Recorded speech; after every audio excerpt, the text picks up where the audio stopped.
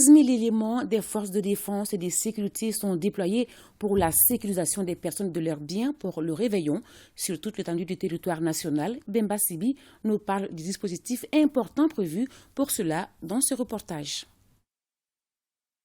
Pour les réveillons, les forces de défense et de sécurité ont prévu un important dispositif pour la sécurisation des personnes et de leurs biens. Ce sont plus de 15 000 éléments de la police, de la gendarmerie, de la garde nationale et de l'armée qui sont mobilisés à cet effet sur toute l'étendue du territoire national. L'effectif non seulement a gonflé, non seulement à Bamako et dans les régions.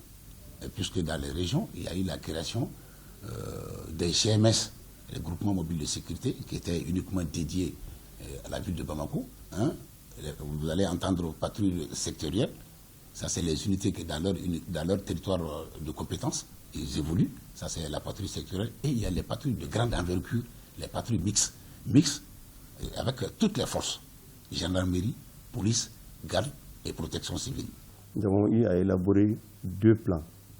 Le plan de sécurisation des axes et le plan de sécurisation globale de la ville, en l'occurrence du district de Bamako, qui se greffe au plan existant qu'on appelait Faba Lakana.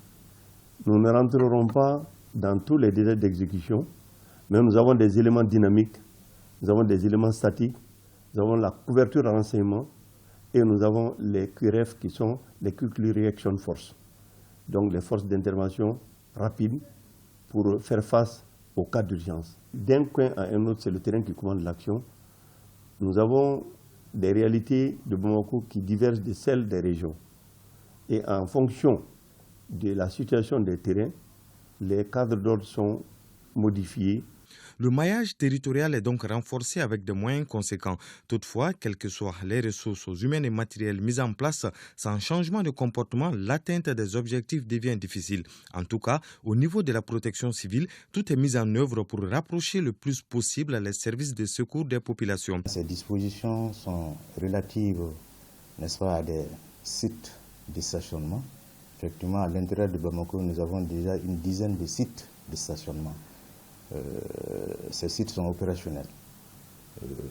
En dépit de ça, nous avons également des piquets d'intervention qui sont mis en place dans les différents centres de secours. Nous avons aussi pris des dispositions au niveau de nos unités fluviales pour des besoins d'intervention. Nous avons aussi des engins qui sont au nombre de 60 environ. Les dispositions prises à Bamako, dans la capitale ici, ce sont les mêmes dispositions qui sont répliquées, n'est-ce pas, dans les capitales régionales. Au niveau de la police, de la gendarmerie ou encore à la protection civile, l'efficacité du dispositif mis en place est étroitement liée à la collaboration de la population. Et tout ce qu'on demande, c'est de nous aider. Nous sommes avec eux, c'est de nous aider en nous fournissant des renseignements. Puisque nous traversons une période que tout le monde connaît. Nous conseillons aux usagers d'être très prudents, d'être aussi très alertes, de respecter le code de la route, effectivement, et naturellement de porter surtout les casques. Vous savez que la police de proximité participe aujourd'hui de nos actions. Nous avons dans toutes les circonscriptions des comités de vigilance, de veille et d'alerte qui participent à la couverture du renseignement.